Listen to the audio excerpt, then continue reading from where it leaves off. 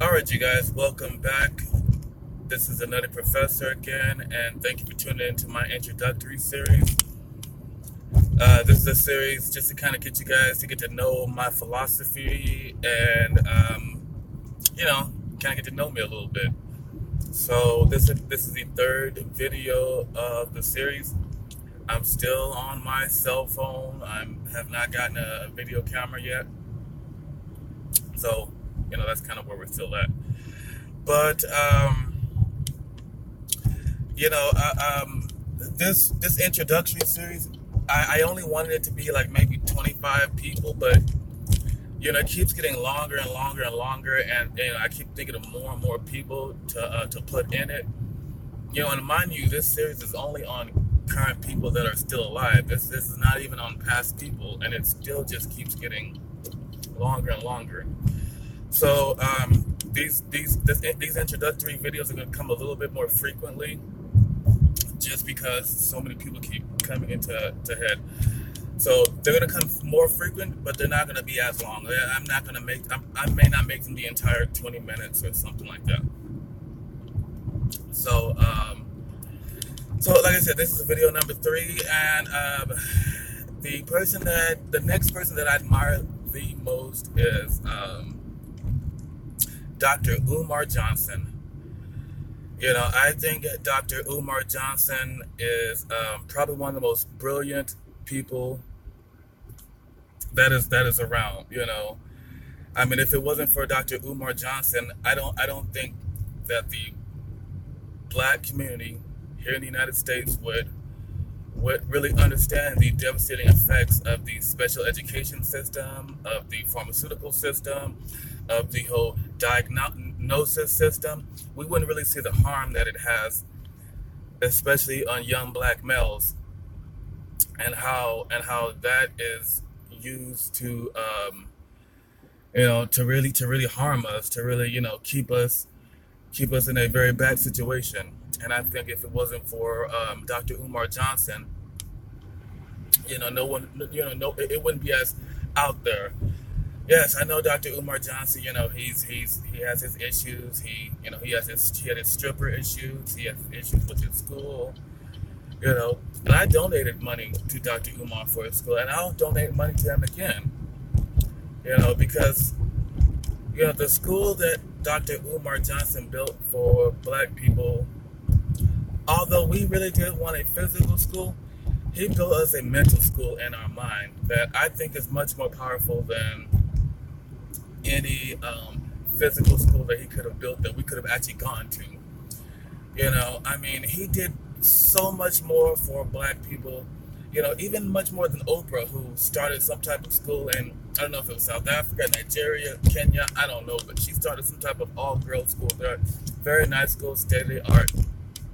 Although the school did have lesbians molesting the young women, she tried to do all she could to keep the lesbians from molesting, but it still happens. So I think Dr. Umar Johnson, his impact is bigger than Oprah Winfrey's actual physical impact of a school that she actually built. I mean, Dr. Umar Johnson, Jermaine Shoemaker, whatever you want to call him, he is one of us. He is a mixed descendant of enslaved West Africans here in the United States. He is of us. He is of the mixed blood. He comes from the same lineage, obviously a shoemaking lineage, and so I really think that it's really important to support someone like him. And I also think his message on child psychology, I think that's much, almost more important than his idea of actually building schools in a physical sense or in our mind. I think that I think he's just such an important individual, and I would really like for him to come back. I know he took a lot of slack for being what they call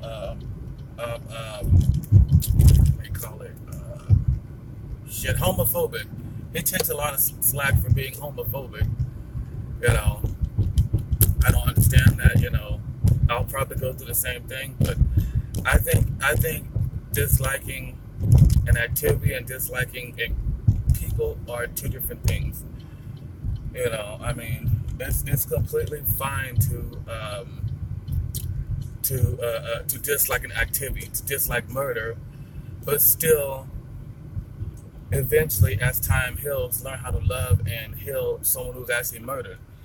Be it someone who's murdered, justly in war, or someone who's murdered, you know, unjustly, as far as anger and got mad or whatever. I mean, there's so many different types of murder, and so I think it's just very important that I lost my trail of thought, but yeah, I think Dr. Umar Johnson is very important. I think he needs to come back. I still support him. If that website hadn't taken him off, I still send him some money. I think he's a very a great guy. So, we're done with Umar Johnson. I think he's great. We're gonna move on to Louis Farrakhan. I think Louis Farrakhan is probably one of the most influential people currently alive right now. You know, Easily my top, you know, three most influential people. Yeah, I may not agree with how he ascended to become the leader of the Nation of Islam after Elijah Muhammad had already passed Nation of Islam down to his son, Wallace Farid Muhammad or something like that. So I don't like the fact how he came up with his new Nation of Islam and trying to say it's the old Nation of Islam, but whatever that is, I still think that Louis Farrakhan is probably one of the most influential people. He's for generations been a father to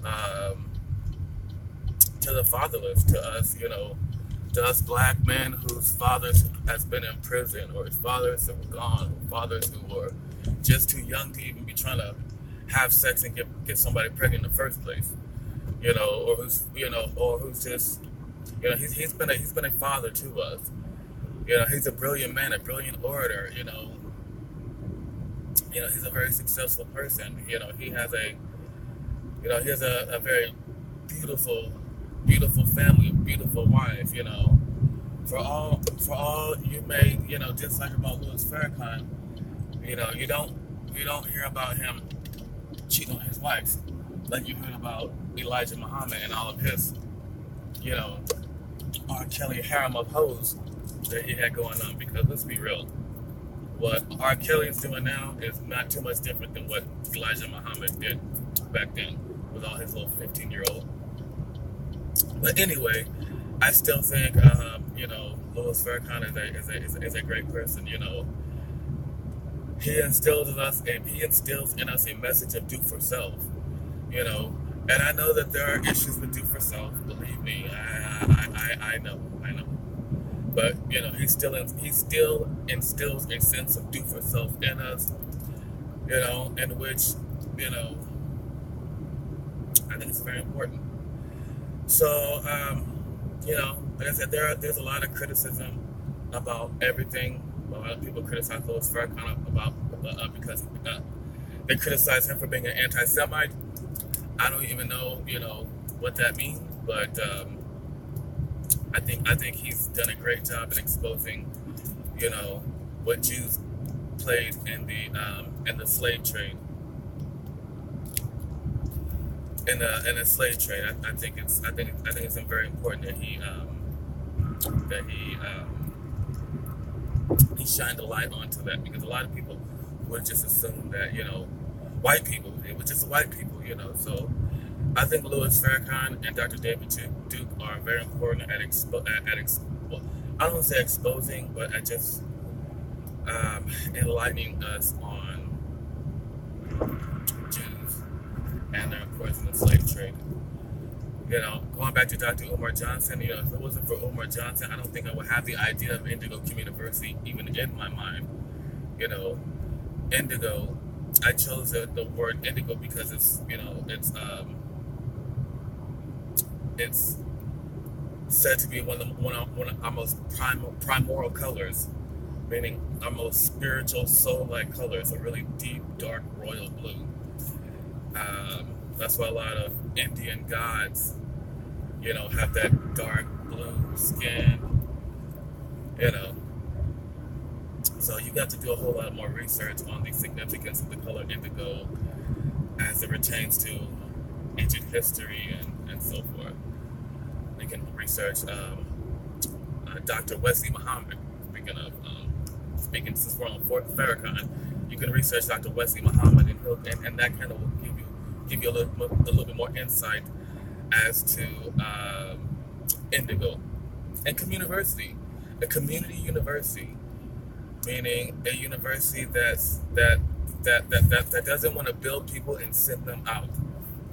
We don't want to. We don't. This is not Yale.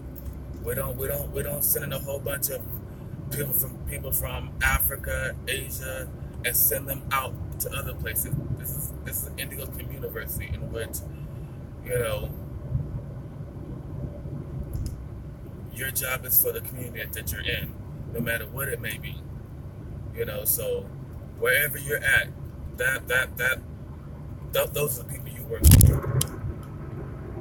So for example, your job may be transferring you, but while you're at one company, you can be volunteering for suicide prevention in teams, and then when your job transfers you to another job, then you can continue to volunteer.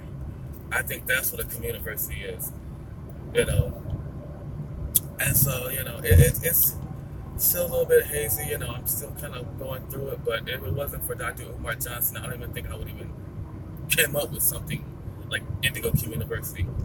But I'm gonna try to keep these videos a little bit short. Like I said, my list of people who I consider to be most influential are getting larger and larger. So that's why they're coming faster and faster. So again, Dr. Umar Johnson and Louis Farrakhan, thank you so much, and thank you guys for tuning in.